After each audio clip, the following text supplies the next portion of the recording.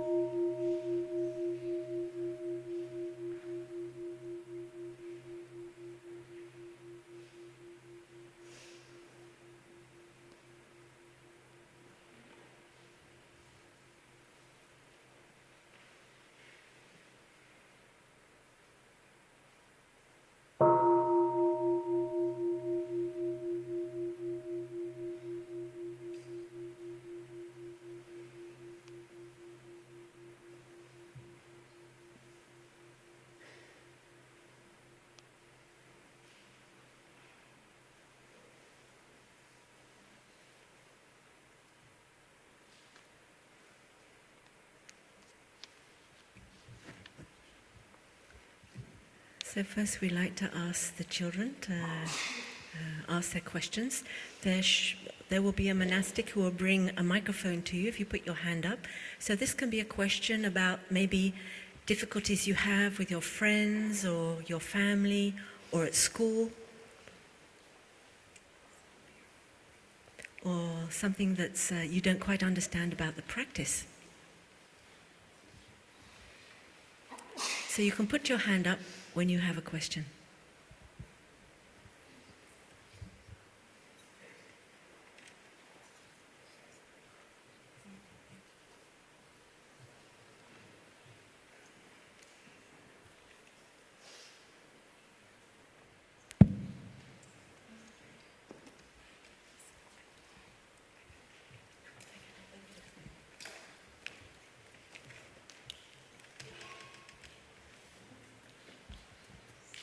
is Blue Cliff Monastery vegan but not vegetarian? Why is Blue Cliff Monastery vegan but not vegetarian?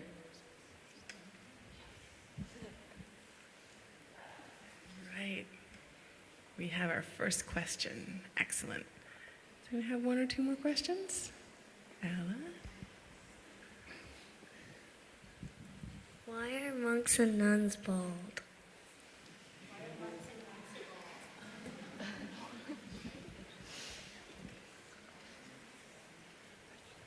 One more question.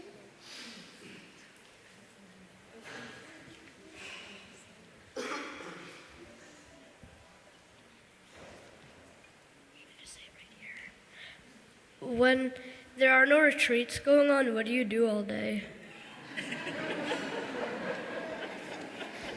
One last question.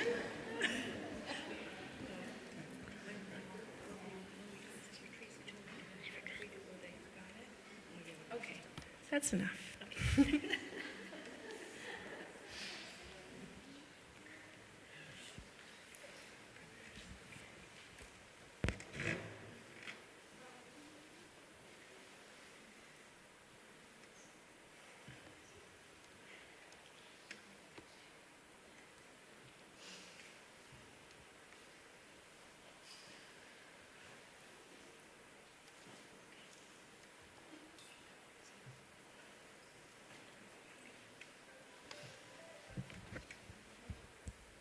Can we have one sound of the bell, please?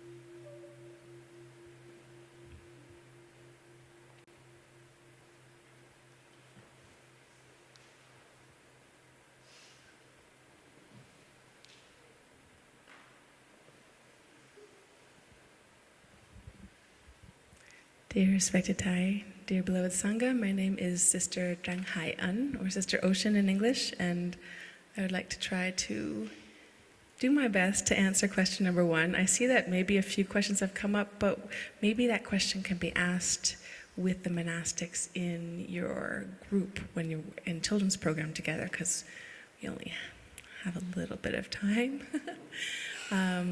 So number one, now the thing is that we are vegetarian and vegan, because vegan is even more further along the same path as being vegetarian. So vegetarian means that we don't eat food that comes from dead animals, basically. And vegan means trying to not use any products that come from any animals, like milk or eggs. And it's interesting because this question comes up fairly often, so I want to try to do my best to address it. Our vows as monastics are to be vegetarian. So that's been the tradition for hundreds and hundreds of years, to do our best to not eat any food that comes from animals that have died, because we want to cultivate compassion, and we recognize that if they suffer, then we're going to suffer too. But there's further steps that we can do, because especially in today's day and age, the way that milk is produced causes so much suffering, and it causes a lot of pollution, and it harms the whole world. So we do our best to be vegan. I think it was 2009 that our teacher had learned more about the industry of dairy and eggs and other vegetarian but still animal products, and Thai said, okay, this is too much suffering. The core of our practice, if you want to forget everything, well, of course, it's mindful breathing, and then to heal suffering, to understand suffering and to transform suffering. So if we see or we feel a suffering, we're committed to do our best to help have less suffering in the world. So it was very clear that there's a lot of suffering that comes through animal products being created.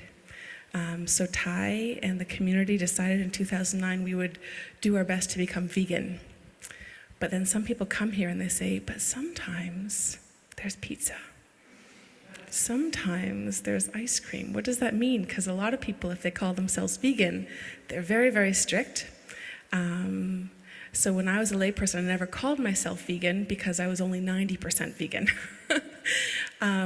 But what I understand in the community is that it's so important to have a beautiful direction, something that inspires us, something that is quite a high ideal, but no one achieves our highest ideals perfectly all the time. So like you might get 100 in a test one day, but then your next test, maybe you get 50 or you get 70%. You know, no one's going to be perfect all the time at anything, and when we're practicing mindfulness, it's more important to accept and to understand things as they are. So our community is not perfect, and human beings aren't perfect, but we have a good direction that inspires us, and we do our best to go in that direction. And my understanding is that that's more important to live in community than to try to perfect any one thing, because that's just not reality. And we will grow a lot more if we accept our imperfections and still continue than if we try to have set rules, but then have people who can't follow them entirely, and then feel, well, are they going to get kicked out, or what happens? So I don't know if that makes sense. Does that make sense to you? Do you understand? Yeah? Okay. So that's my understanding of this situation. Thank you for listening. Dear Tidy Sang, I forgot to introduce the panel. I'm so sorry. My sister just reminded me. So I will do that now, sorry. So starting from the far end there is Brother Ngo Khong. Brother Ngo Khong, he is Croatian, but he grew up in Germany, and he's a fantastic cook, amongst many other things. Brother Phap Ly, he's very disappointed that the Germans lost the football. Brother Phap Ly, next door, he is French, and he is very happy that the French won the football.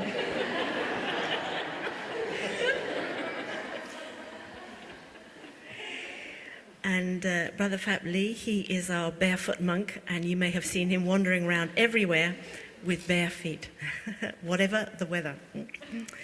And next door to me is Srs Chi Nghiem. She is the oldest sister. She has been a monastic the longest of all of us here, and she comes from Vietnam. And what can I say about Srs Chi Nghiem? She also loves to cook. I think we all like cooking.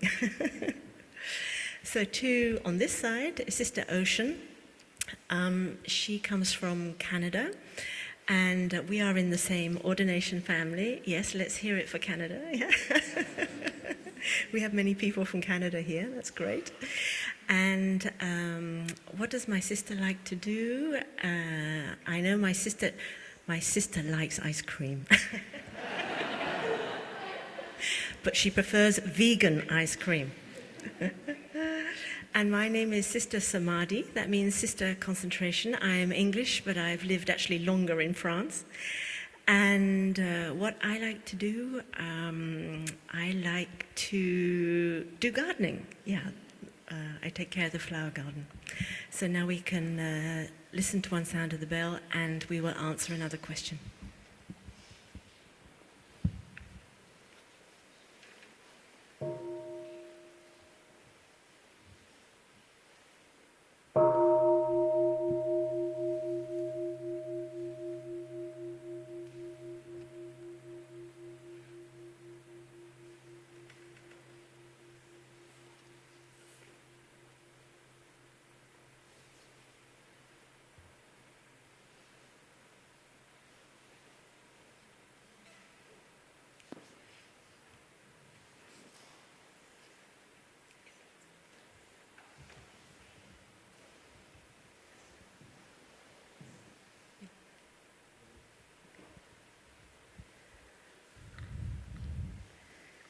Dear respected dear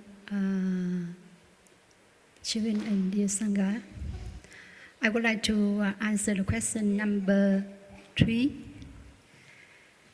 And the question is, out of the retreat, what's the schedule?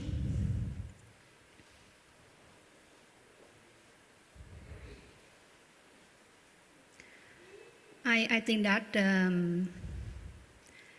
the schedule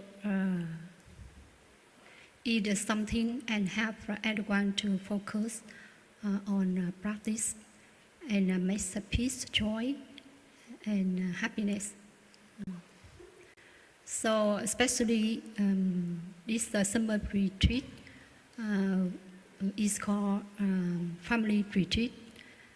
We have many. We have some schedule for some level. For example, we have the schedule for children, for teens, for young adults, and for parents. So with the aim of the schedule, almost help for everyone to practice in mindfulness, and easy for every level to practice in mindfulness, and everyone can understand easily when we practice in mindfulness. I think that's all. Yeah, thank you.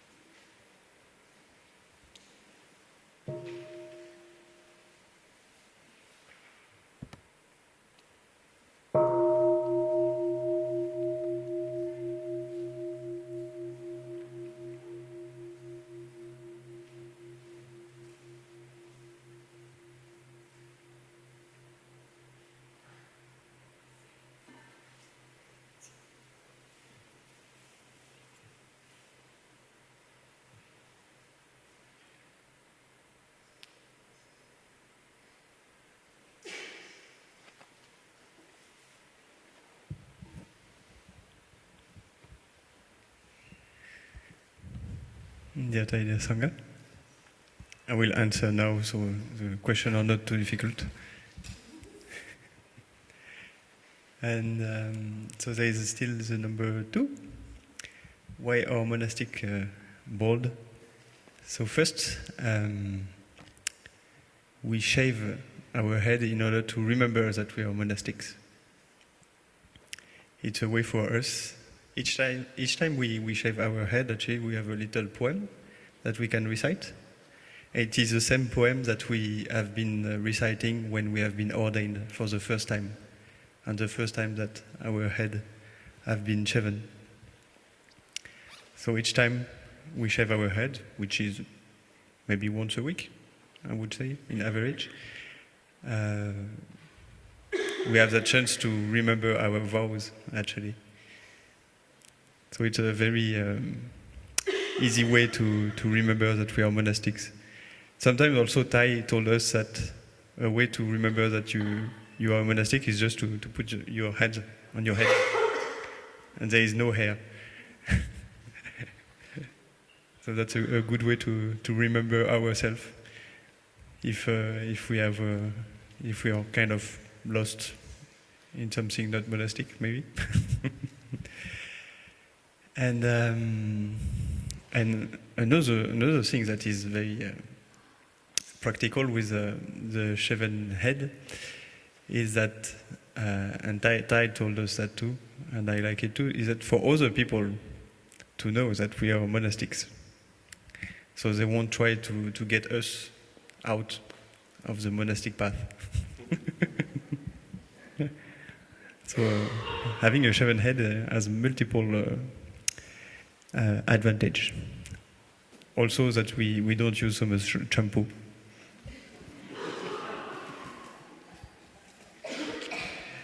Thank you.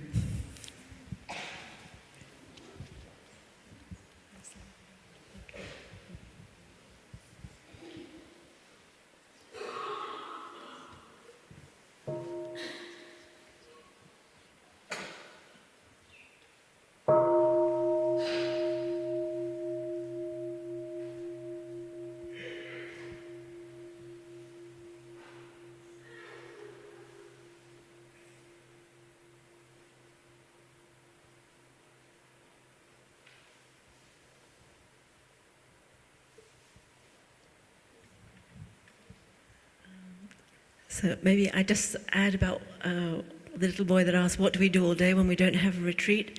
In fact, we do exactly the same thing as that you've been doing this week. We just carry on doing exactly the same, but there's fewer people. So I think it's, even though you have more questions, you can ask your questions in the children's program. So we'd like to ask all the children now, when they hear the sound of the bell, to stand up and to turn to face the rest of the Sangha, to bow, and then you can go out and play in the children's program. So you can stand up and turn around. Get ready to bow. Okay, enjoy your playing.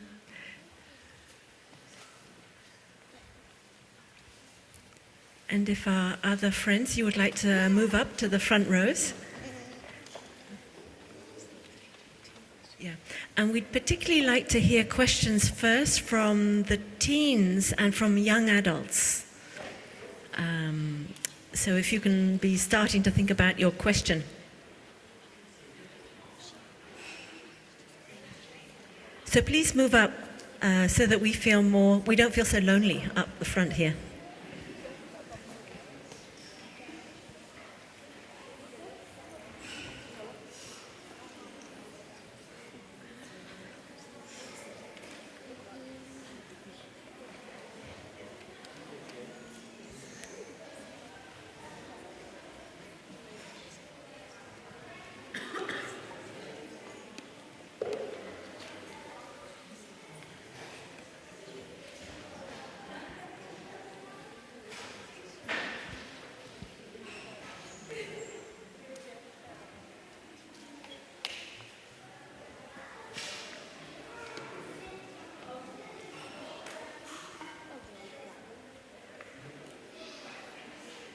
So first of all, we'd like to hear 2 or 3 questions from the teens or young adults, and then afterwards another couple of questions from adults.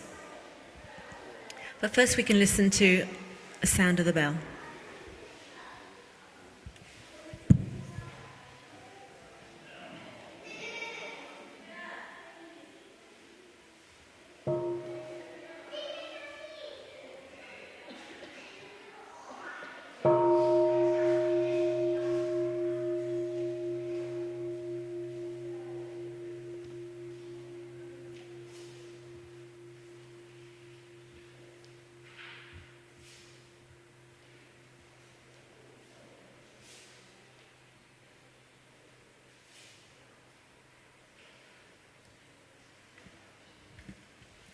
If you'd like, any teens or adults, if you'd like to put your hand up, then the microphone will come to you.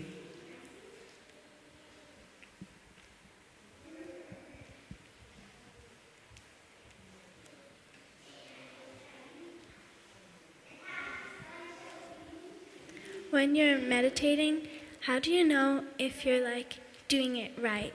What does it feel like?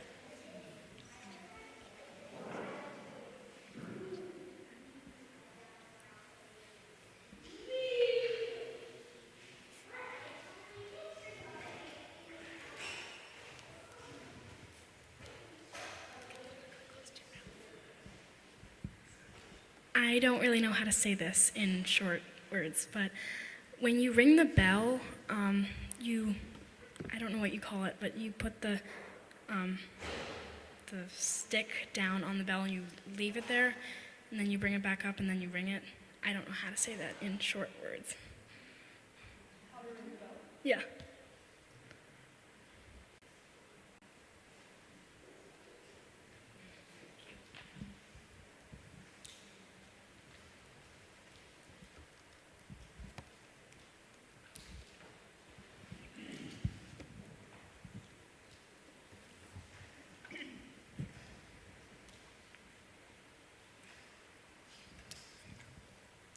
Hello. If there's someone negative in your life, how would you deal with it? By pushing them, not avoiding them, but just not including them in your life, or do you still meet with them and still be kind with them? How would you deal with someone who's a negative influence in your life?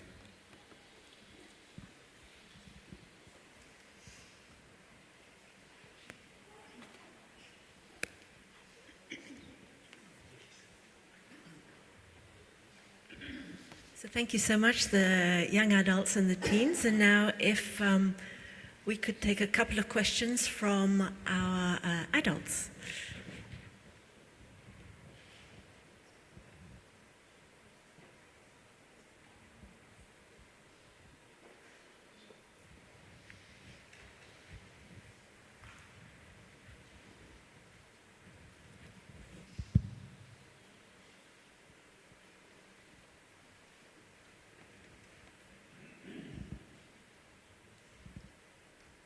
Thank you. How does one balance practicing compassion for another person who repeatedly hurts in very deep ways and is unaware and unable to be different?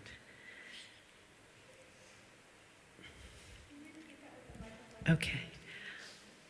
How does one who is on this path practice compassion towards another person, in this case, family member, who is so self-absorbed and repeatedly inflicting extreme self-centered pain and is unaware of doing that and appears to not be able to change? How do you have compassion for that person, but also protect yourself?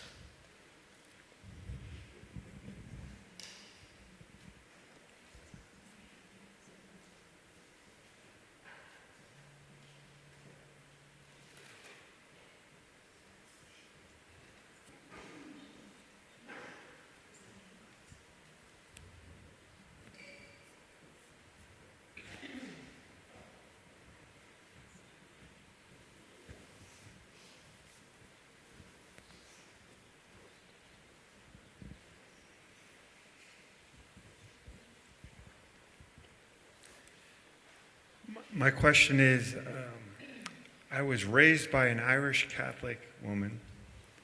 I married a Jewish woman, and we met at a Vedanta ashram. And now we find ourselves in a Zen Buddhist monastery. So my question is twofold. The way forward, is it best to have that palette of different disciplines, or do you pick one and go deeper? And then can you speak a little bit about raising children in a spiritual discipline without being disciplined? I don't know, how do you raise a child to be spiritual in this environment?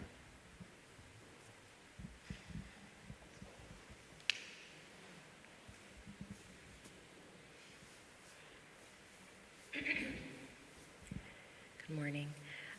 My question is, oh, sure.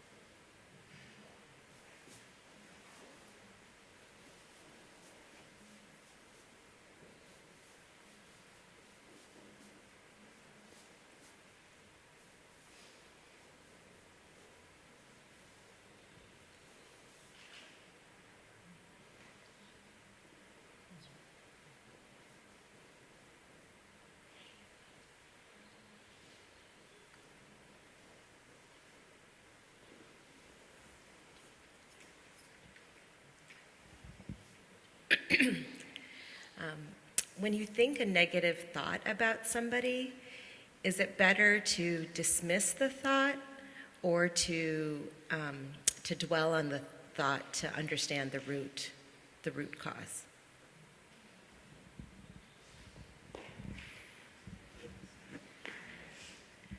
So thank you so much for these very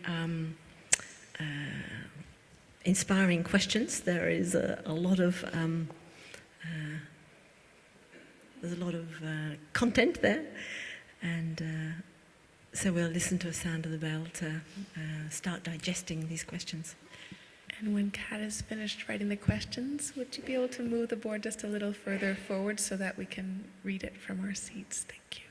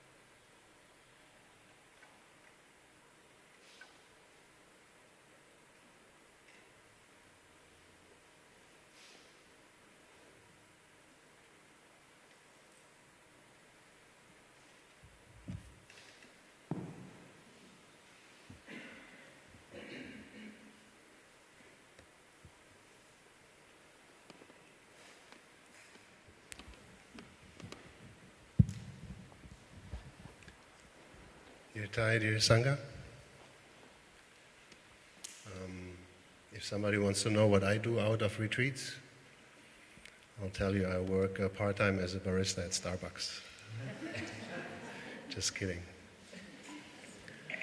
I would like to share about question number 4, how to protect self and have compassion for abusive family members. And it's a little bit also how to deal with negative influences and people. I think this goes a bit together, also number 6, but I would like to particularly address number 4. Now she's gone, huh? Oh, you're there. Deborah, I didn't see you. No, I didn't want you to miss that. It's a very practical question. That's why I like it. We encounter it, every one of us, every day. If we live in a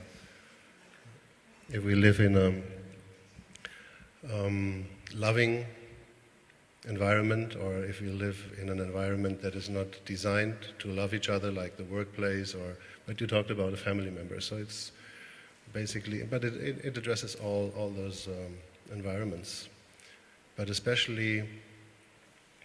It hurts, especially when you hear abusive things, or when you receive a hurt when you feel hurt by a family member. So what I ask myself is always, how compassionate am I? How tolerant am I? And where does compassion start? And where does it end? And I think this is where I have to set always a new limit, and realize and recognize that there is no end. I'm compassionate or I'm not. I'm tolerant or I am not. If I say to this family member, for example, I'm very compassionate, but this is too much. Can I call myself a compassionate person? Maybe before, right? But not in that moment. So I'm asking myself in this very moment, am I compassionate? Am I tolerant? What is my capacity? And I can only find out when I come back to myself, to honestly ask me, what is it, what hurts me? In what relation is this person hurting me? Is it something I take personal? Is it something I value? by this I can also see where it comes from, that person. It comes from an own suffering and is a desperate way to express a suffering. So when I'm able to stay with myself and not take it personal, but to listen to it in a way, or let's say with the intention of compassion, then I will be able to listen a bit deeper than what has been said, the sheer words, but I can hear the pain, the tone of the voice, the volume, the despair, and then I can either ask myself or ask the person and make a guess what it is that makes you suffer, and why are you loud, shouting, yelling, blaming. That often helps to look behind just the blank pain and this ego thing going on. I'm doing all for you, and this is how you thank me. But there's a real connection. And often also we act out of habit energies. Like we are receiving pain, we want to strike back. Or we're blocking. So to remember that, to create at least an intention to understand that is compassion, and to create a tolerance, and to create an intention for insight. Make space in our heart. Because that's what mindfulness is, isn't it? It is to be present and to be loving, to be there. And then if we are there and we hear that what is there, and we also learn that mindfulness, the unjudgmental energy of receiving what is and letting it be. So we want to live in a peaceful world, but we cannot change ourselves from who we are. That makes us suffer. If we are able to practice mindfulness as something to be able, or to create the intention to take things as they are, and then we can choose different other energies like compassion, like tolerance, like loving, kindness, care, in order to turn this pain, or to transform, as we say, this pain into an energy that both benefit of. The person that suffers and that expresses his or her hurt by blaming or yelling, and the person who receives this feeling of hurt. What also helps is what we learned,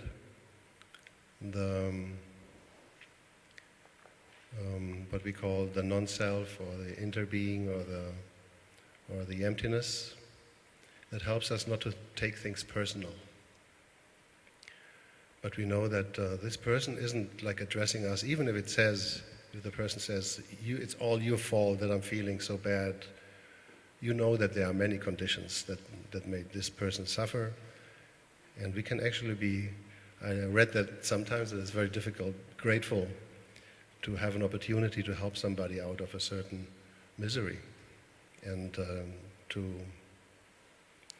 be entrusted by this person to be addressed with his or her suffering. So this person wouldn't come to anyone, but it came to you. And there's also a deeper aspect of it. There's enough space, capacity, trust, or call it whatever, that this person addressed it to you. Even if it seems that you are the cause.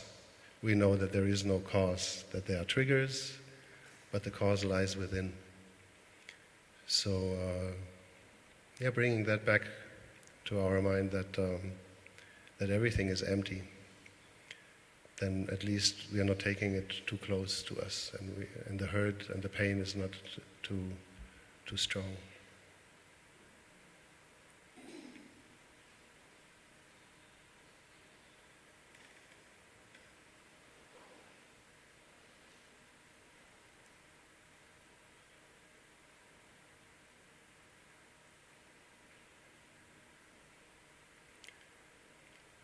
And especially when we are family, we can also learn to communicate.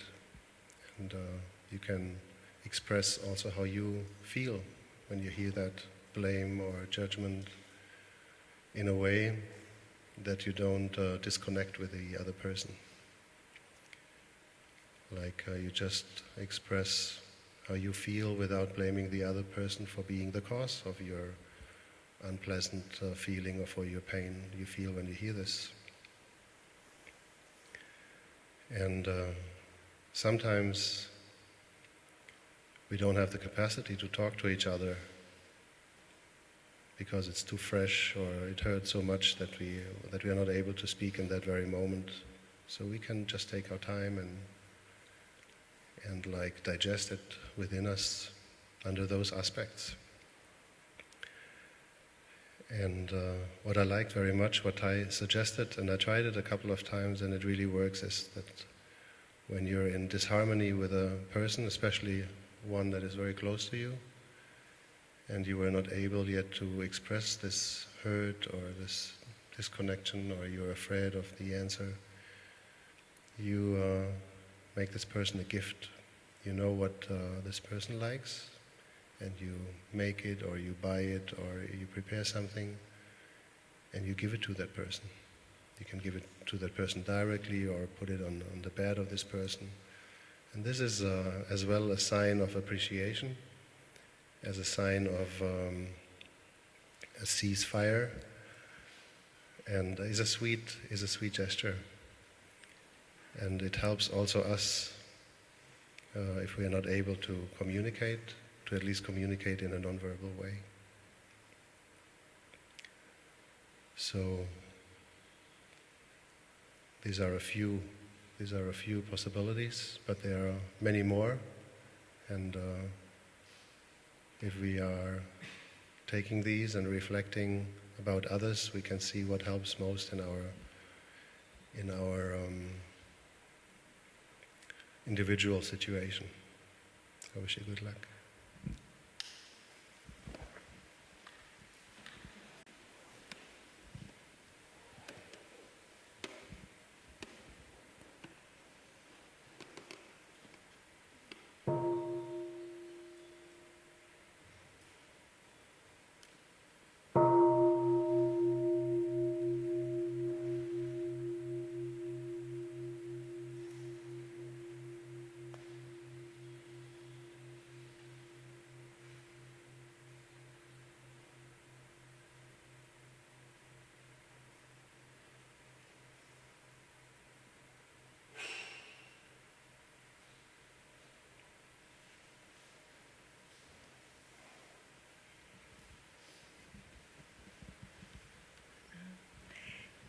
Dear Thai, dear Sangha, I would like to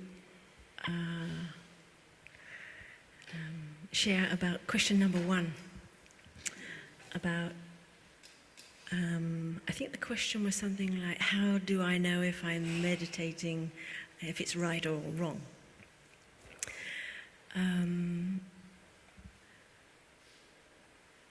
Meditation is a practice that I really enjoy a lot. And so that leads me actually to the first part of the answer. I think if you're enjoying it, there's a very good chance that it's that you're doing it right. And I think that's very important with all of our practice, whatever the practice is. It's a good idea if that practice gives you joy, because if it's not bringing joy to you, there's no way you're going to be able to continue doing it. And I think regularity is really important in the practice, to start a practice and to maintain it. So there has to be something going on that is enjoyable. There's 2 parts of meditation. In one of the teachings, it says that meditation is like a bird with 2 wings, and one wing is stopping. So completely stopping and just coming back to ourselves, and as we've been doing on this retreat, coming back to our breathing, coming back to our body, really turning all the all our attention inside to find out what's going on inside. And that's quite interesting. I really see meditation is a bit like a scientific experiment. We get to see what is really going on inside. And of course, to do that, when there's so much stimulus outside, there's so much thinking going on, we really need some tools to help us turn inside so that we can start observing, really like a scientist. So coming back to our breath, following our breath, and then noticing what's going on in our body, any tension, what's happening there. Already, quite magically, some peace, normally, not always, but quite often will come. And that is very pleasant, especially if we're very busy and we're very agitated and there's a lot going on. Working on that first part, or practicing that first part, already we can touch a lot of peace. Of course, sometimes we are so agitated that we just can't focus at all, and our mind just keeps going off, and we have to bring it back, and it goes off, we bring it back, and then a lot of frustration comes up, and we get really annoyed. And this happens to me quite often too.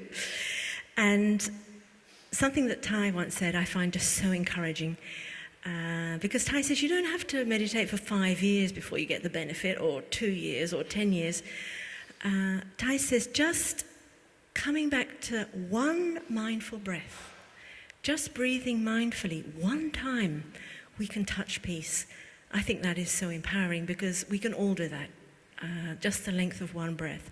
And so if I'm in a very agitated place, with a lot of restlessness going on, a lot of frustration, generally because I want to get to a certain place. And maybe also that question is in my mind, am I doing this right? Which of course doesn't help at all. So when all that agitation is going on, I suddenly remember, oh yes, just one mindful breath, even I can manage that. And so I follow the whole length of my in-breath, the whole length of my out-breath. And generally, I do start to feel some kind of peace. So that really encourages me to continue. So that's the stopping part. And as I say, sometimes when we practice like that, immediately we start feeling the benefit and the fruit of the practice, and we start feeling so peaceful and very relaxed, and it's so pleasant, it's wonderful. But of course, another time we sit down, we say, yes, I'm going for it. That peace is going to be great. And no way, absolutely no way. So this happens to me a lot.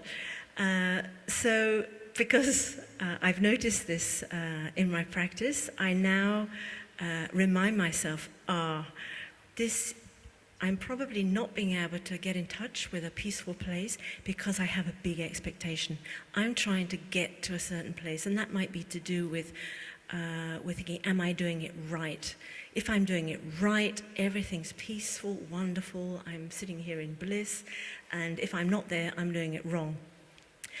But meditation is simply being present with what is, and sometimes it's tough, and sometimes I'm in a very choppy place, and that's an image that I like a lot for myself. If I'm not able to touch that place of peace, I often can touch a place of real choppiness. I imagine the sea just going up and down, up and down, up and down, and all the white horses on the waves, And so I say, okay, hello, choppiness. Today I'm sitting here on my cushion, very still, outside. People might be thinking, oh, she's a great meditator, very peaceful. But I can tell you inside there's a storm going on. But my practice is to be present with the storm and to be very interested in it and say, wow, so how does it feel like to be stormy? And so I kind of go around my body, and generally my head is hot, and my stomach has a big knot in it, and my shoulders are feeling tense, and my legs feel like they just want to get up and go out. So it's quite interesting. And so I just notice all of that. And I just say, okay, today I'm meditating and I'm choppy. And you know, the magical thing that happens is that at that point, when I'm completely with my choppiness, I start feeling peace. It's very magical and wonderful. That is the magic of mindfulness, is that if we can let go of getting to a certain state, we just accept whatever's happening, even if it's really horrible, and sometimes life is really horrible, we're just with it. Particularly in the body. Just notice how it feels in the body when we might be feeling stressed or very sad or very angry. We are just with it. So that's the first part. And it's important to try to be in that place of acceptation and peace, accepting whatever's going on, before we then go on to the second part. And sometimes maybe when we meditate, we're just going to stick with the first part. That's fine, that's fine. But then when we do get to a more peaceful place, we can go for the second part, the second wing of the bird, which is deep looking. And that's what I like to call my internal house cleaning. So that means that every day so much stuff is going on and we're receiving so many influences and interactions with people, and some things are very pleasant and some things are quite unpleasant. And it's like we've heard this week in the teachings, all kinds of seeds are getting watered.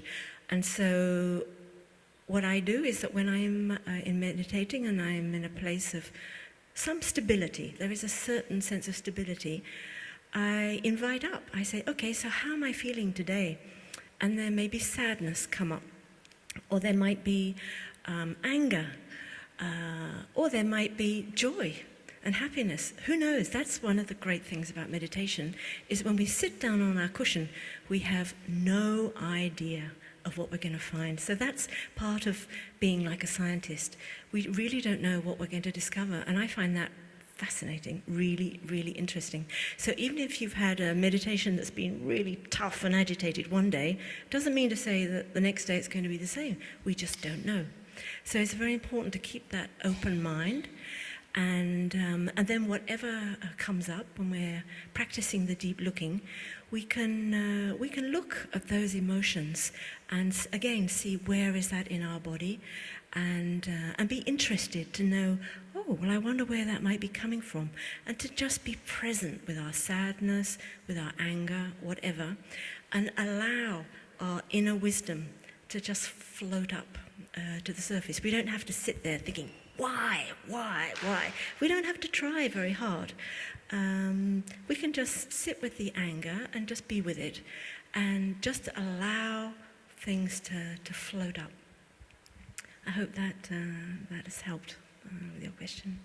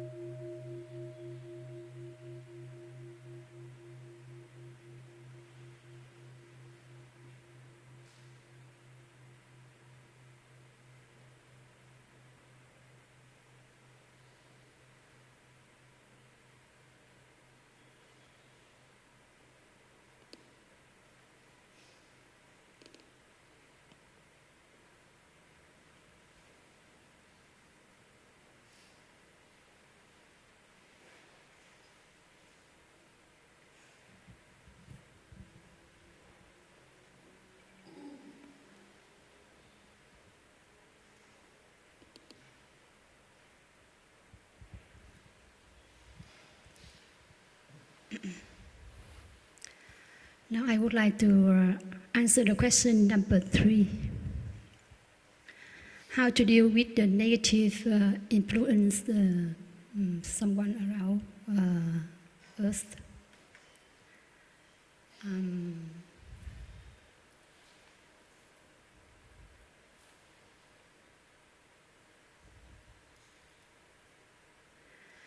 I think that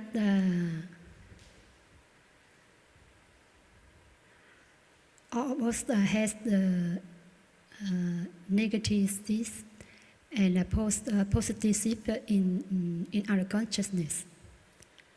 So when we practice in mindfulness, we know how to deal with them. For example, when you are angry, anger is a pleasant feeling. So that can burn up our self-control and make us to say and do things and cause disharmony in family, in society.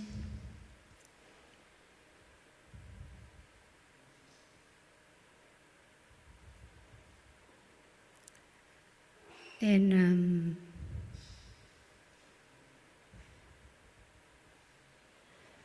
when some people touch or water the seed of anger in you, and right away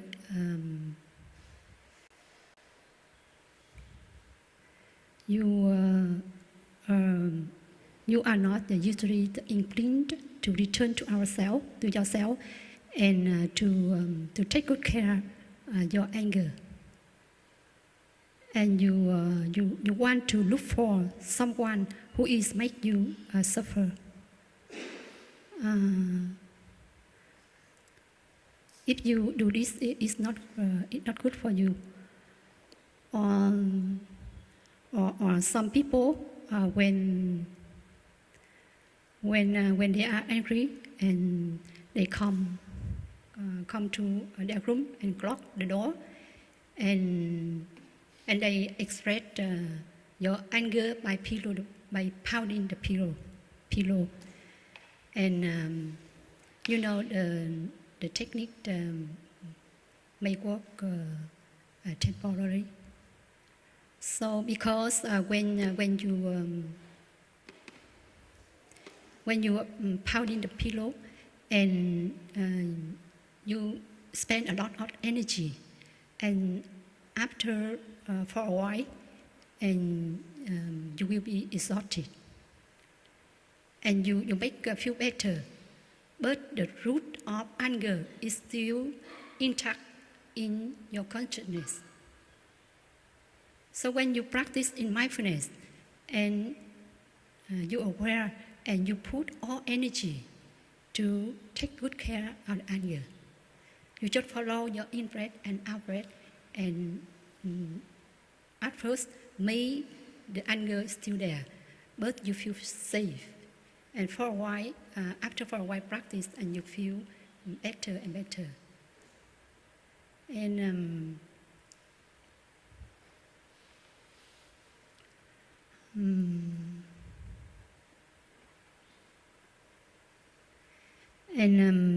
when you are anger,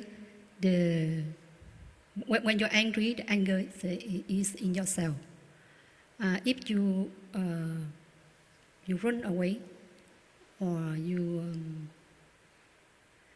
the more you listen to the other person and make you suffer, the more you look at his or her honestly,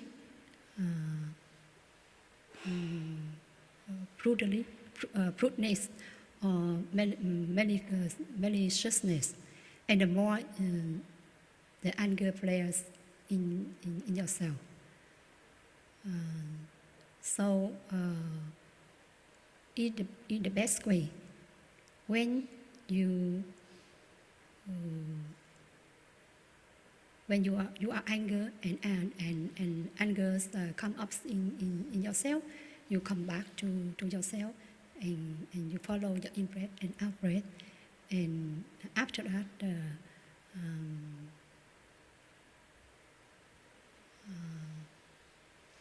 for a while practice, and you feel your mind calm down, and you have capacity to look deeply the roots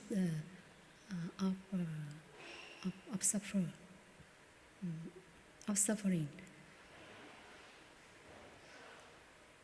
And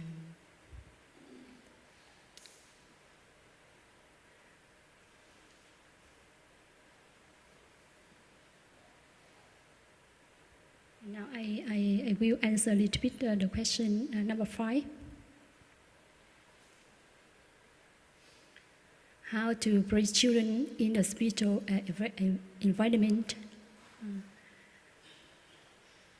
and how to incorporate multi-faith in one household. I think that if we want to help your children how to practice in mindfulness, so we need to practice well first. I think most of children and most of everyone need your presence in your family. If you can't be present with yourself and with your families, and I think you can't do anything. I would like to tell you a story, The Flower Inside. That story had happened many years ago in the Circle. You know, one day the Buddha held up the flower infant, the audience, 1,250 monks and nuns. He didn't say anything. He cried for a long time. And the audience was perfectly silent. And everyone seemed to be thinking hard and try to see the meaning behind the Buddha chatter. But suddenly, you know, the Buddha smiled at the audience. He smiles because someone in the audience smiled at him and at the flower.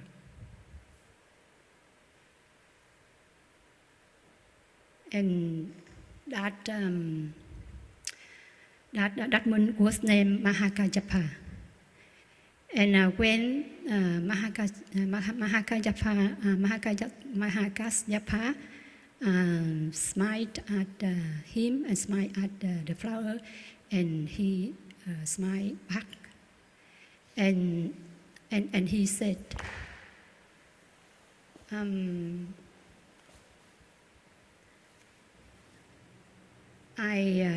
I had an insight, and I have transmitted it to the Mahakajapa. You know, the story has been discussed many generations of the young students. But the meaning is very simple. If someone hold a flower in front of you, he or she wants when you see it. If you are not really there, if you're thinking about the past or the future, and you can not be in touch with the beautiful flower. And that's the problem, is your life. If you are not fully there and not truly present with yourself and with the other person, we miss everything. And for example, when your children, she come to you and she want to offer your children, his children. He want to offer his present and his smile with you. But at that time, if you are not really there and you miss the children, so the techniques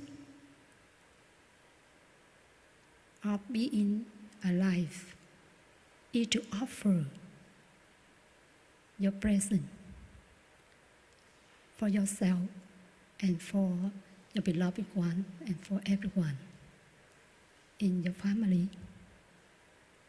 I think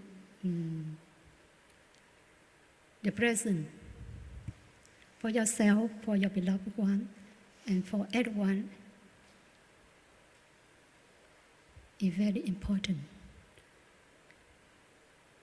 It's a very important practice. If you practice well, you can create the faith in yourself, in your children, in your family.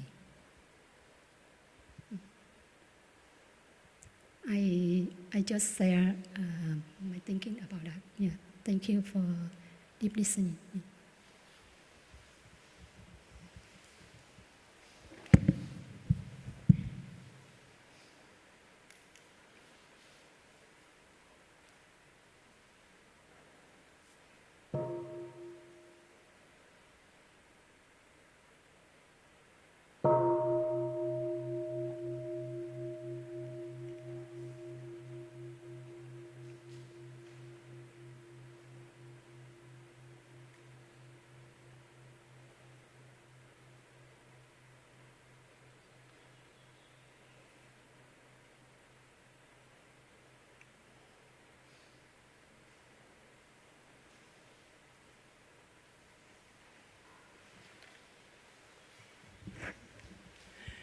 Dear Thai, dear Sangha, I've been very touched by all the questions, and so just hope to share a little bit. Maybe I'll try to speak to number 6, but I also just want to share a bit about number 5. So just having been raised in a Christian household and then leaving as a teenager the Christian faith, I see that because I was in a really good community, and I saw the value of the community and of having a path, it inspired me to seek one that fit my values and understanding. But had I not been raised in a strong community, I wouldn't have been inspired to go on and search for one that fit me. And the funny thing is that becoming a Buddhist nun has completely awakened a relationship with God that I never experienced in the Christian church. And I'm actually diving into my Christian roots with great joy. And it reminds me, I don't remember his name, he founded the Minnesota Zen Center, a Roshi from Japan, Natalie Goldberg's teacher. At one point, this wonderful writing teacher and Zen student had been very active in the Zen Center there, Soto, Japanese Zen. And after about 6-7 years, she saw the Roshi one day and said, I haven't been coming very often because I'm actually getting back into Judaism, which is what she was raised with. And she said, I'm sorry, I love the practice, I love the community, but I'm really called to get back in touch with Judaism and really loving going to the synagogue. And the Roshi said, oh, well, that's just natural. When you practice Zen, it just makes you more of who you are. And that really struck a chord with me because we have many people who practice several traditions. Mindfulness practice doesn't require any set of beliefs and is very compatible with the core of basically all world religions. And so if a genuine expression of your spiritual life involves multiple faiths, I think you'll inspire in your children having a genuine spiritual life. Not worrying about what is the right shape. They'll find what their right shape is, but if the inside is alive, that's what they'll get. If you spend your time trying to think about what is the best way for your kids to have a spiritual path, they will receive thinking about a spiritual path and not practicing it. And that's not necessarily what you're saying, but there are a lot of parents who have so much pressure to, what is the best school, and what is the best way to do this, and what is the best way to do that, and then their parents are stressed out, and that's what their kids receive as stress, not the best way. So I think spiritual life brings this situation out very clearly, and the best thing you can offer your kids is an embodied, rich spiritual life of your own that will inspire them to manifest that in their own way. And I think question 6, I think the term was maybe meant negative thoughts. And I find the question of, I don't know if this is what you're getting at, but how do we know when to just not pay attention, stop them, and when to go into them? And I think my sister Tamoy already shared a lot about how to do this in sitting meditation or practice, is that if there is calm and stability, that's a good time to go in. But if there isn't, then calming oneself is usually the most important thing. And I just wanted to share that I've found that taking the time to learn what is a repressive practice in myself is part of the practice. It's taken me a long time, but now I'm much more familiar with, I'm seeing agitation arising, a lot of sharp comments in my mind that I don't necessarily say out loud, but a lot of reactivity. That usually happens when I'm not rested enough and when I'm being too repressive with myself internally. So I've learned to recognize what are the symptoms, the telltale reactions of, too much repression. And then to also learn what are your own sort of symptoms or manifestations of maybe too much expression and too much reactivity. That you say the thing you want to say, but then you feel awful afterwards. Or sometimes a good cry is amazing, but then sometimes it's too much of a big cry, and you're left not getting any resolution, not getting any insight, not getting any relief. And there's no one way to know what is the right way to do this, but through an active, alive practice. Like my sister said, it's a science experience. I'm so today, as best I can tell, I think I just need to stop listening to those negative thoughts. I have a lot of thoughts that go in the line of, this is never going to work out, it's going to be too hard. And I've seen that when I believe those, it doesn't help anything. So those are thoughts that I've learned I pretty much never need to listen to. But if my inner energy gets too repressive and don't listen to that, and it's not able to come to a genuine place of loving thoughts, of open thoughts, of faithful thoughts, then maybe my practice, as my sister said, is to say, thoughts of hopelessness, hello, I see you, okay, that's where we're at today. Thoughts of despair, thoughts of frustration, anger, but kind of keep saying, I ask myself, is it possible to get in touch with positive thoughts from a genuine place? And so I'll try, I don't know, the 6th mantra we didn't hear in the talk the other day is, this is a happy, the 5th mantra we did hear, this is a happy moment. Instead of forcing myself to pronounce it, I just ask, can I pronounce this genuinely right now? This is a happy moment. I check in and I'm I can't get there, then I don't force myself. But I try. I bring in that curiosity and experimentation. And if I can't genuinely go there, then it's a practice of acceptation, of acceptance. But these little asking myself, sometimes I feel like the inside is just this giant pit of pain. Then I say, can I find one spot of warmth and joy? I don't have to change everything. Or can I just find, there's a lot of frustration here, but then is there ease somewhere else within, whether it's emotionally, physically? So really playing with this, cultivating your own awareness of when it's appropriate to just not pay attention to that negative thought, when it's appropriate to go in. But I find also learning what are the telltale signs that show me if I'm gone too far into repression, or if it's a good time to build the positive and, use affirmations or read Thai's calligraphies and these sorts of things.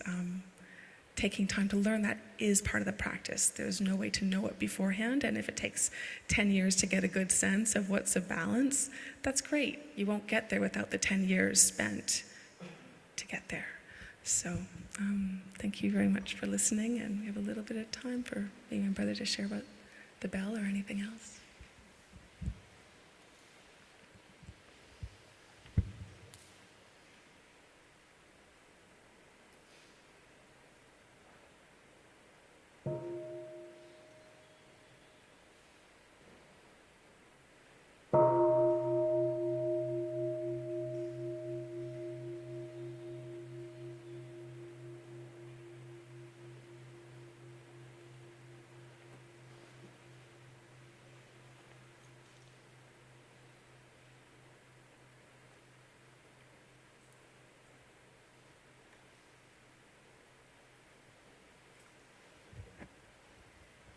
Dear Thai, dear family, I'm very conscious of the time. We're now 11:30, but I wonder if Phap Ly would just very briefly would like to say something.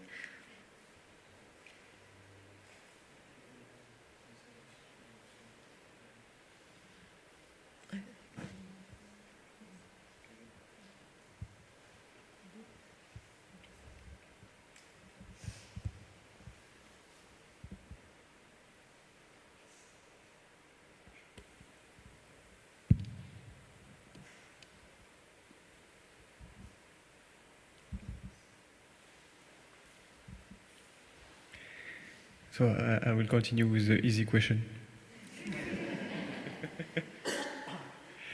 So there was the how to ring the bell. It's the only question we didn't answer yet. But actually it can be a very deep question. And so that's interesting that you said how to ring the bell, because what is it? When we practice that, I would say, we actually say inviting the bell, and the stick is called the inviter, because we want really to be one actually with the bell, to really be in the moment. So if we say, for example, striking the bell or ringing the bell, feels more like something you just do that, and at the same time you watch TV, ding, ding, ding. Actually, when we are inviting the bell, we really want to be here in the present moment. It's one of those many practices that we have in Plum Village that our teacher offered us, and that we train ourselves with, so that we can always come back to the present moment. Because we all know that our thoughts are always going out in default mode, I would say. So it's very important to have all those practices. And inviting the bell is one of them. So maybe you noticed, like when Srs Chi Nghiem, our bell master today, is inviting the bell, she will bow to the inviter and to the bell, breathe 3 times before, so she's really here for it. What I like to do is even to touch the bell, so I really feel the contact, and I really feel one with the bell. And we can also recite a gatha in our mind, a poem, and there are different ones, but with the sound of this bell, may the hearer go out of... I'm making it because I don't remember exactly. I don't use it. Go out of suffering and confusion. It's longer than that. But it's a kind of summary. Personally, I don't use it. I tried to use it, but it doesn't seem to work for me because it's too much. I have enough going on in my mind already. So I'm trying more to just be present physically with what I'm doing, and it works for me. So we can recite that poem, and after she will just touch the bell with the inviter. So we call that waking up the bell. So again, it's like the bell is our friend, so we want to be gentle with it. And we want to be gentle also with people around. Because if we don't do that, and people are kind of somewhere else, in default mode, they can be woke up very strongly by the bell, the sound of the bell. So we do that one time, even 2 times sometimes, if we want to people even further to hear that we will invite the bell. And after we just invite the bell and breathe 3 times. And we can invite the bell 1 time, 2 times, 3 times. It depends of after they have different number of bells. It depends of what we are doing. But the next will be 3 times, for example, and she will breathe for 3 times and allow also all other people around to breathe with 3 times. So when for example a child is inviting the bell, we tell them often to breathe more than 3 times because their breath is quicker than the adults. So they let some time for the adults to keep up. And I think that's it. Does that answer your question? Yeah? Thank you.